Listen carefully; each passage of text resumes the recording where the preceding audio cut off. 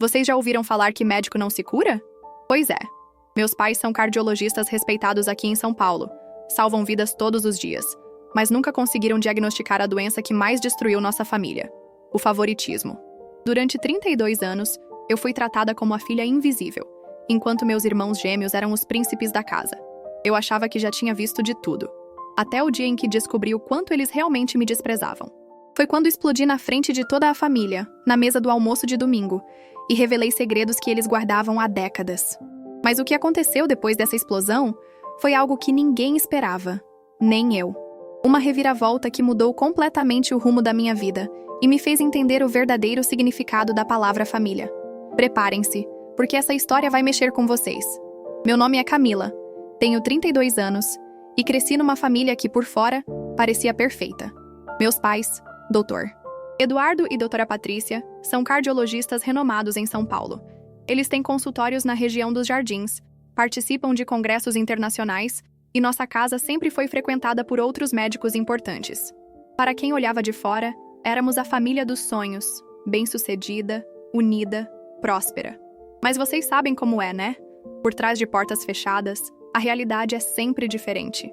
E na nossa casa, essa diferença era gritante. Eu sempre fui a ovelha negra da família, aquela que não se encaixava no padrão que meus pais tinham estabelecido. Enquanto meus irmãos gêmeos, Rodrigo e Felipe, eram vistos como os herdeiros perfeitos da dinastia médica, eu era apenas tolerada. Desde pequena, eu sentia que havia algo errado comigo. Não conseguia entender por que meus pais me olhavam de forma diferente. Por que suas expectativas para mim eram sempre menores. Porque eu sempre me sentia como uma estranha na minha própria casa. Eu tentava ser a filha perfeita, tirar boas notas, ajudar em casa, mas nada do que eu fazia parecia ser suficiente. O mais doloroso era perceber que meus irmãos nem precisavam se esforçar. Eles eram automaticamente os favoritos, os orgulhos da família, os que receberiam todo o apoio e investimento. E eu era apenas a filha do meio, aquela que estava ali por acaso, ocupando espaço.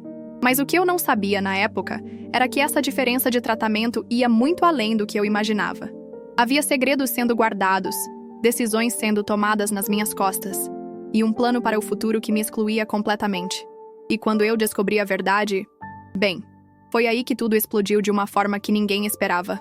Vocês querem saber como é crescer sendo tratada como cidadã de segunda classe na própria casa? Eu vou contar alguns exemplos que marcaram minha infância, porque às vezes as pessoas acham que estou exagerando quando falo de favoritismo. Mas vocês vão ver que não era paranoia minha. Era uma realidade cruel e sistemática. Lembram das festas de aniversário? Enquanto Rodrigo e Felipe ganhavam bolos enormes, personalizados, com temas que eles escolhiam, eu sempre ganhava o que sobrava. Literalmente. Uma vez, no meu aniversário de 8 anos, minha mãe comprou um bolo pequeno de supermercado e disse que era mais prático assim. Quando eu reclamei, ela me deu uma bronca, dizendo que eu era muito exigente e que deveria agradecer por ter bolo. Mas o pior eram os presentes. Enquanto meus irmãos ganhavam bicicletas novas, videogames, roupas de marca, eu sempre recebia coisas usadas ou práticas. Quando eles ganharam bikes mountain bike novas, eu ganhei uma bicicleta de segunda mão que meu pai achou numa promoção. A tinta estava descascando, o guidão estava torto, mas eu tinha que ficar feliz porque, pelo menos, tinha uma bicicleta. A educação foi onde a diferença ficou mais gritante. Rodrigo e Felipe estudaram no Colégio São Bento, uma das escolas particulares mais caras de São Paulo. Mensalidade de quase R$ 3.000 cada um. E eu fui matriculada numa escola pública, porque, segundo meus pais, ela não tem o mesmo potencial acadêmico dos irmãos. Enquanto eles tinham material escolar novo todo ano, eu usava os livros que eles já tinham usado, cheios de anotações e páginas rasgadas. O mais humilhante era quando chegavam as reuniões escolares. Meus pais iam religiosamente às reuniões dos gêmeos, conversavam com os professores, participavam de eventos. Nas minhas reuniões, eles mandavam minha avó ou simplesmente não iam. Uma vez minha professora me perguntou se meus pais estavam bem, porque ela nunca os tinha visto. Mas vocês acham que isso era tudo? Não era. Havia algo muito mais profundo acontecendo. Algo que eu só descobri anos depois e que explicava toda essa diferença de tratamento. E quando eu descobri, foi aí que eu entendi que não era apenas favoritismo. Era algo muito mais calculado e cruel do que eu imaginava. Sabe o que mais dói numa família assim? É quando você descobre sua paixão, aquilo que faz seus olhos brilharem, e seus próprios pais fazem questão de destruir esse sonho. Desde os 10 anos, eu era fascinada por arte. Não era só desenhar ou pintar, eu tinha uma obsessão por restauração. Quando via quadros antigos, esculturas deterioradas, eu ficava imaginando como devolvê-los à vida. Lembro como se fosse ontem. Eu tinha 12 anos e encontrei um quadro velho no sótão da casa da minha avó. Estava todo manchado, com a tinta descascando. Passei horas pesquisando na biblioteca como restaurar, testando técnicas que achei em livros. Quando mostrei o resultado para meus pais, vocês sabem qual foi a reação? Meu pai riu e disse: "Para de perder tempo com essas bobagens, Camila. Você precisa focar em matérias sérias." Enquanto isso, quando Rodrigo disse que queria ser médico como eles, meus pais quase fizeram uma festa. Compraram livros de anatomia, pagaram aulas particulares, levaram ele para conhecer hospitais. Felipe decidiu seguir a mesma carreira? Mesma coisa. Apoio total, investimento pesado, orgulho estampado no rosto. Mas o momento que mais me marcou foi no meu aniversário de 15 anos. Eu tinha pedido um kit básico de restauração. Pincéis especiais, vernizes, solventes. Nada muito caro. Eu tinha até pesquisado os preços. Quando abri o presente, era um livro de matemática avançada. Minha mãe disse: "É melhor você se concentrar em algo útil para o vestibular." Eu chorei tanto naquele dia que pensei que ia ficar sem lágrimas. Mas tinha uma pessoa que sempre acreditou em mim, minha avó Helena. Ela era a mãe do meu pai, uma senhora incrível que tinha sido professora de artes a vida toda. 2 semanas depois do meu aniversário, ela apareceu em casa com uma caixa embrulhada. "Isso é para você, minha netinha," ela disse com aquele sorriso carinhoso. Dentro da caixa estava o kit de restauração mais completo que eu já tinha visto. Pincéis de todos os tamanhos, tintas, vernizes, até uma lupa profissional. Meus pais ficaram visivelmente irritados, mas não podiam falar nada na frente da avó Helena. "Nunca desista dos seus sonhos, Camila," ela me disse naquele dia. "Às vezes as pessoas que deveriam nos apoiar são as que mais nos desencorajam. Mas isso não significa que você deve parar de acreditar em si mesma." Aquele presente mudou minha vida. Mas o que eu não sabia era que vó Helena sabia de coisas sobre minha família que eu nem imaginava.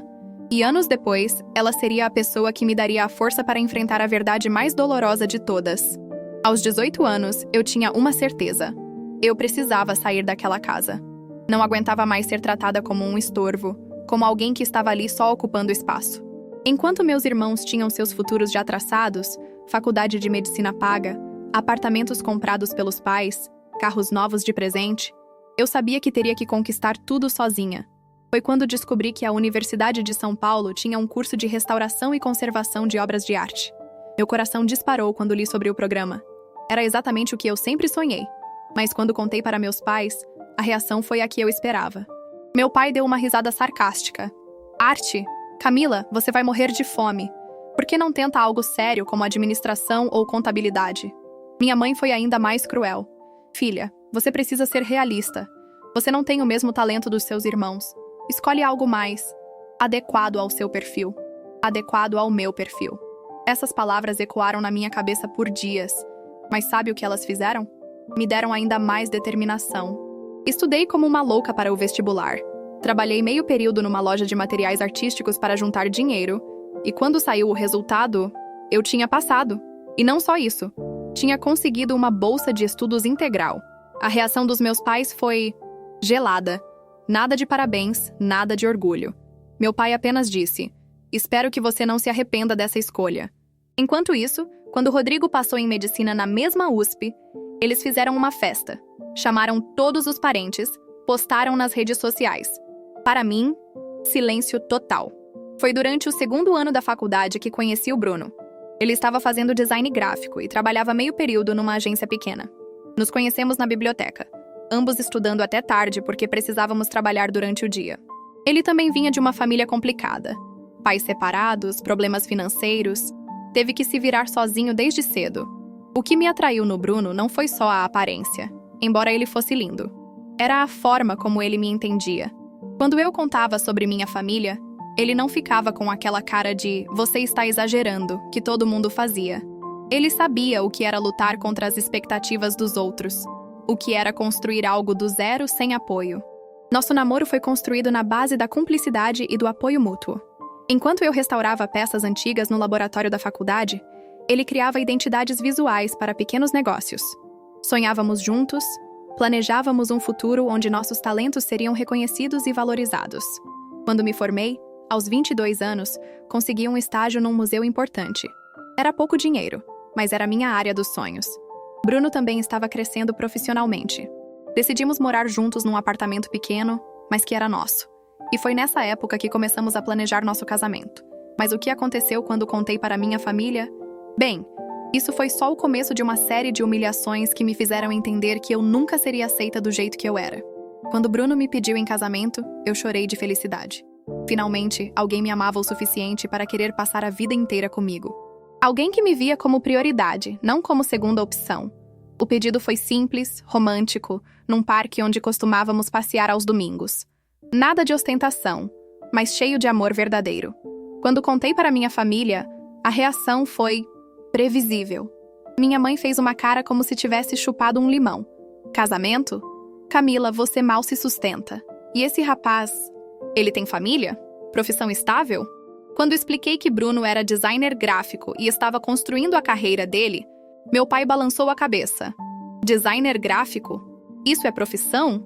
Compare isso com a reação quando Rodrigo começou a namorar a Fernanda, filha de um cirurgião plástico famoso. Meus pais a tratavam como uma princesa, sempre perguntando sobre ela, elogiando suas qualidades. E Felipe nem namorava sério ainda, mas qualquer garota que ele levava em casa era recebida como uma possível nora perfeita. Decidimos fazer um casamento simples. Não tínhamos dinheiro para uma festa grande, e sinceramente não queríamos. Queríamos algo íntimo, com as pessoas que realmente importavam. Alugamos um salão pequeno, decoramos nós mesmos, fizemos uma festa para 50 pessoas. Minha avó, Helena, estava radiante, ajudou com tudo que podia. Meus pais vieram, mas foi óbvio que estavam ali só por obrigação. Ficaram sentados num canto, com cara de quem estava perdendo tempo. Não ajudaram com nada, não ofereceram contribuição financeira, não demonstraram nenhum entusiasmo. Quando as pessoas perguntavam sobre a família da noiva, eles respondiam de forma seca, como se estivessem constrangidos. Mas o pior ainda estava por vir. 2 dias depois do casamento, Felipe postou uma foto no Instagram. Era uma montagem nossa com uma música de fundo debochada com a legenda: "Quando você não pode pagar um casamento de verdade, economia doméstica, era casamento simples." Rodrigo compartilhou nos stories dele com risadinhas. Eu fiquei destroçada. Não era sobre o dinheiro, era sobre o desrespeito. Era sobre eles transformarem o dia mais feliz da minha vida numa piada para os amigos deles. Quando confrontei meus pais sobre isso, eles disseram que era só brincadeira e que eu estava sendo sensível demais. Bruno ficou furioso. Queria ir até a casa deles e falar umas verdades, mas eu pedi para ele não fazer isso. Eu ainda tinha esperança de que um dia as coisas melhorassem, de que eles me aceitassem, que inocente eu era. O que mais me doía era ver como eles tratavam as namoradas dos meus irmãos. Sempre interessados, sempre carinhosos, sempre incluindo elas nos planos da família. Comigo e com o Bruno, éramos tolerados, nunca incluídos. Nas reuniões familiares, eles falavam sobre os planos dos gêmeos, sobre os sucessos profissionais deles, sobre os relacionamentos deles. Sobre nós? Silêncio. Mas eu continuava tentando. Continuava aparecendo nos almoços de domingo, levando presentes nas datas especiais, tentando fazer parte daquela família que nunca me quis de verdade. Até que um dia, eu descobri algo que explicava tudo. Algo que me fez entender que não era apenas desprezo, era algo muito mais calculado e cruel. O que eu vou contar agora foi o momento que mudou tudo. O dia em que descobri que meus pais não apenas me desprezavam emocionalmente, mas que tinham tomado decisões financeiras que me excluíam completamente do futuro da família. E o pior, isso estava acontecendo há anos, nas minhas costas. Era dezembro de 2019. Eu tinha 29 anos e estava casada há 4 anos com Bruno. Estávamos numa situação financeira apertada. Eu trabalhava como restauradora freelancer e ele estava tentando expandir o negócio dele. Morávamos num apartamento alugado pequeno, sonhando em conseguir comprar algo nosso um dia. Foi quando Rodrigo, num momento de descuido total, soltou uma informação que me deixou em choque. Estávamos no almoço de domingo na casa dos meus pais, e ele estava contando sobre os planos dele de abrir uma clínica particular. "Ainda bem que o papai e a mamãe me deram aqueles 2 milhões no ano passado", ele disse casualmente. "Senão eu não conseguiria investir agora." Eu quase engasguei com a comida. 2 milhões? Perguntei, achando que tinha ouvido errado. Felipe, percebendo a gafe do irmão, tentou mudar de assunto rapidamente, mas era tarde demais. Rodrigo gaguejou. Foi um investimento que eles fizeram no meu futuro profissional. Meu coração começou a acelerar. E você, Felipe? Também recebeu? O silêncio na mesa foi ensurdecedor. Meus pais se entreolharam com uma expressão que eu nunca tinha visto. Era medo. Medo de que eu descobrisse a verdade. Felipe recebeu a mesma quantia. Minha mãe disse finalmente com uma voz tensa. Foi uma decisão nossa para ajudar eles a se estabelecerem profissionalmente. E eu? Perguntei já sabendo a resposta, mas precisando ouvir. Eu recebi quanto? Outro silêncio. Meu pai pigarreou. Camila, você recebeu 300 mil reais quando se casou. Lembra? Foi nossa contribuição para sua nova vida. 300 mil. Enquanto meus irmãos receberam 2 milhões cada um. 4 milhões no total. E eu? 300 mil que eles deram para não gastar besteira, como minha mãe tinha dito na época. Mas por que essa diferença? Perguntei, tentando manter a voz controlada. Porque eles são médicos, meu pai respondeu como se fosse óbvio. Eles precisam de mais capital para se estabelecer. Você trabalha com arte. Não precisa de tanto dinheiro para isso. Naquele momento, algo se quebrou dentro de mim. Não era só sobre o dinheiro. Era sobre o que aquilo representava. Era a prova concreta de que eles nunca me viram como igual aos meus irmãos. Era a confirmação de que meus sonhos, minha profissão, minha vida, valiam menos para eles. Bruno, que estava ao meu lado, segurou minha mão por baixo da mesa. Ele sabia que eu estava prestes a explodir. E vocês sabem o que mais me revoltou? A naturalidade com que eles falavam sobre isso. Como se fosse normal. Como se eu não merecesse uma explicação. Saí daquele almoço em silêncio. Mas por dentro estava fervendo. Durante semanas aquilo ficou martelando na minha cabeça. 4 milhões versus 300 mil. A diferença não era só financeira, era simbólica. Era eles dizendo de forma clara e definitiva qual era o meu lugar naquela família. E foi aí que eu tomei uma decisão. Não ia mais aceitar aquilo calada. Não ia mais fingir que estava tudo bem. Na próxima reunião familiar, eu ia falar tudo que estava engasgado há anos. E quando eu falei, foi uma explosão que ninguém esperava. O almoço de domingo de janeiro de 2020 foi o dia em que eu finalmente explodi. Estava tudo planejado na minha cabeça há semanas. Eu não aguentava mais engolir as humilhações, fingir que estava tudo bem, sorrir enquanto eles me tratavam como lixo. Chegou a hora de colocar tudo na mesa, literalmente. A casa estava cheia, como sempre nos primeiros domingos do ano. Meus pais, meus irmãos com suas respectivas namoradas, minha avó Helena, tia Márcia com o marido e os filhos, tio João, alguns primos. Aquela mesa grande da sala de jantar estava lotada, todo mundo conversando, rindo, fazendo planos para o ano novo.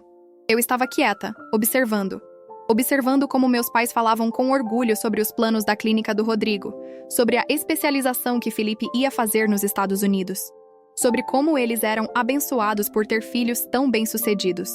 Ninguém perguntou sobre meus projetos, sobre o trabalho de restauração que eu tinha conseguido num museu importante, sobre nada relacionado à minha vida.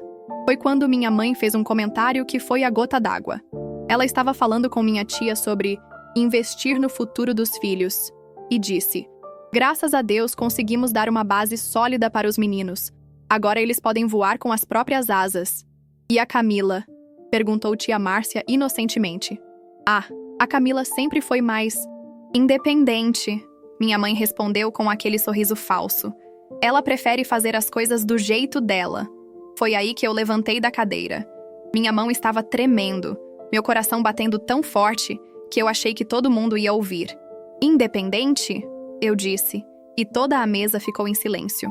"Ou vocês que sempre me trataram como se eu fosse menos importante que meus irmãos?" "Camila," meu pai tentou me interromper, mas eu não deixei. "Não, pai. Agora vocês vão me escutar." 30 anos eu fiquei calada, engolindo humilhação, fingindo que não via a diferença. Mas agora eu vou falar. O silêncio era total. Até as crianças pararam de fazer barulho. Vocês querem saber como é crescer sendo a filha esquecida? É ganhar bicicleta usada enquanto seus irmãos ganham novas. É estudar em escola pública enquanto eles estudam em colégio particular. É ter seus sonhos ridicularizados enquanto os deles são celebrados. Minha voz estava ficando mais alta, mais firme. Anos de raiva estavam saindo. É descobrir que seus irmãos receberam 2 milhões de reais cada um para se estabelecer, enquanto você ganhou 300 mil para não gastar besteira. É ser tratada como cidadã de segunda classe na própria família. Rodrigo tentou falar. Camila, você está exagerando. Exagerando? Eu gritei. Exagerando é pouco. Vocês me humilharam a vida inteira. Fizeram questão de deixar claro que eu não era boa o suficiente, que meus sonhos não valiam nada, que meu futuro não importava. Foi quando minha avó Helena se levantou. Ela estava com os olhos cheios de lágrimas, mas havia algo diferente no olhar dela.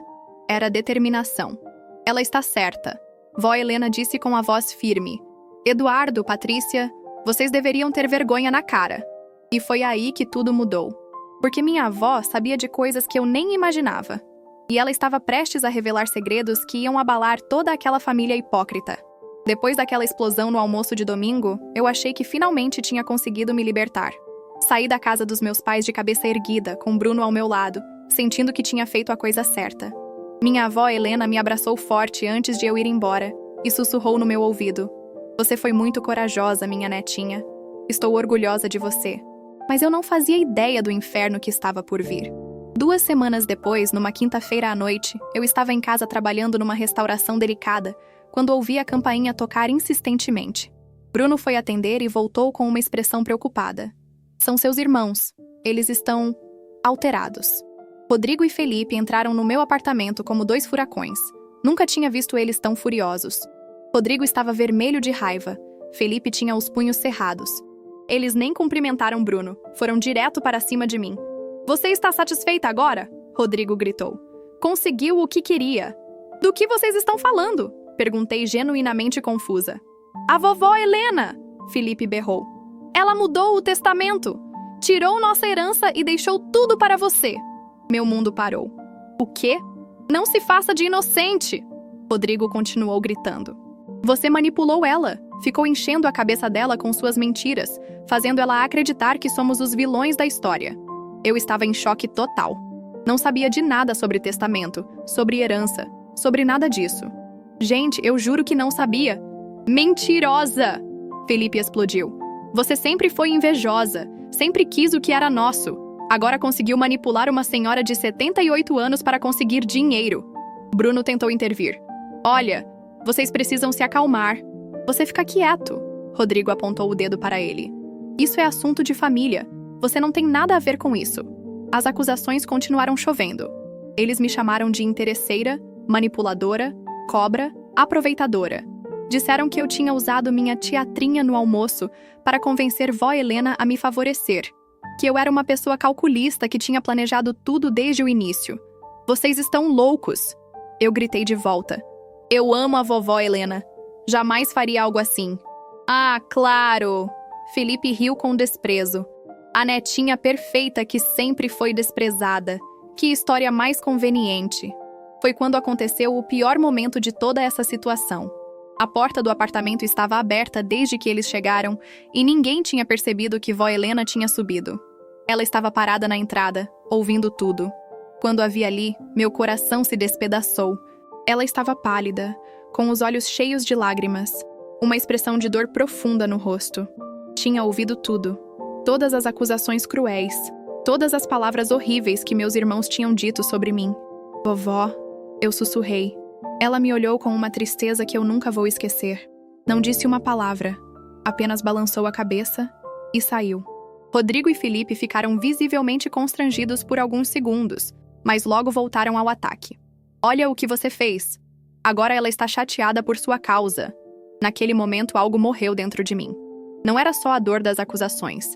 Era ver minha avó, a única pessoa que sempre me amou incondicionalmente, sofrendo por causa de toda essa situação. Era perceber que meus irmãos eram capazes de me destruir completamente para proteger seus interesses. Saiam da minha casa, eu disse com uma voz que nem reconheci como minha. Saiam agora e nunca mais voltem. Eles saíram, mas antes Felipe disse uma última coisa que me cortou como uma lâmina. Você conseguiu o que queria, Camila. Espero que valha a pena perder sua família por dinheiro. Quando a porta se fechou, eu desabei. Chorei como nunca tinha chorado na vida. Porque naquele momento, eu entendi que tinha perdido tudo. Minha família, minha avó e pior. Tinha me tornado exatamente o que eles sempre disseram que eu era. a filha problemática que destruiu a harmonia familiar. Depois daquela noite terrível, eu entrei numa espiral de depressão que durou semanas. Não conseguia trabalhar, mal saía da cama, chorava por qualquer coisa. Bruno estava preocupadíssimo comigo, tentando me convencer a procurar ajuda profissional. Eu me sentia culpada por tudo, pela briga, pela situação da avó Helena, por ter destruído a família. Foi quando, numa manhã de março, minha tia Márcia apareceu na minha porta. Ela estava com uma expressão determinada que eu nunca tinha visto antes. "Camila, precisamos conversar", ela disse, entrando sem cerimônia. "E você precisa parar de se culpar por uma situação que não foi você quem criou." Ela se sentou na minha frente e começou a falar coisas que me deixaram em choque. "Você acha que ninguém percebia o que acontecia? Camila, toda a família via como seus pais te tratavam. A diferença era gritante, mas ninguém tinha coragem de falar nada." "Mas tia, deixa eu terminar." Ela me interrompeu. "Seu tio João sempre comentava comigo sobre isso. Seus primos também percebiam. Até minha sogra, que mal conhece vocês, uma vez me perguntou por que seus pais tratavam você diferente dos meninos." Ela me contou que depois da minha explosão no almoço, vários parentes tinham conversado entre si, que todos tinham histórias para contar sobre situações em que presenciaram o favoritismo, mas que nunca souberam como intervir. "E sabe o que mais?" Ela continuou. "Sua avó Helena me procurou na semana passada. Ela está arrasada, sim, mas não por sua causa. Ela está arrasada porque finalmente entendeu o quanto você sofreu em silêncio todos esses anos." Meu coração disparou. Ela está bem? Ela quer falar com você. Mas primeiro, ela queria que eu te contasse uma coisa importante. Foi quando tia Márcia me revelou algo que mudou completamente minha perspectiva sobre toda a situação. Vó Helena não tinha mudado o testamento por causa da minha explosão. Ela tinha mudado 3 anos antes, quando percebeu como meus pais estavam distribuindo a herança deles de forma desigual. Ela sabia sobre os 2 milhões para cada um dos seus irmãos, tia Márcia explicou. E ficou indignada. Foi aí que ela decidiu equilibrar as coisas. A herança dela sempre foi para ser dividida igualmente entre os 3 netos. Mas quando ela viu o que seus pais fizeram, resolveu deixar a parte maior para você. Eu estava em choque total. Mas por que ela nunca me contou? Porque ela não queria que você se sentisse culpada ou que achasse que ela estava fazendo isso por pena. Ela queria que fosse uma surpresa boa no futuro, quando ela não estivesse mais aqui. Nos dias seguintes, outros parentes começaram a me procurar. Meu primo André, que sempre foi quieto nas reuniões familiares, me ligou para dizer que sempre admirou minha força e determinação. Prima Letícia me mandou uma mensagem longa contando que ela também tinha problemas com favoritismo na família dela e que minha coragem a inspirou a falar sobre isso. Até tio João, que era mais reservado, apareceu em casa para conversar.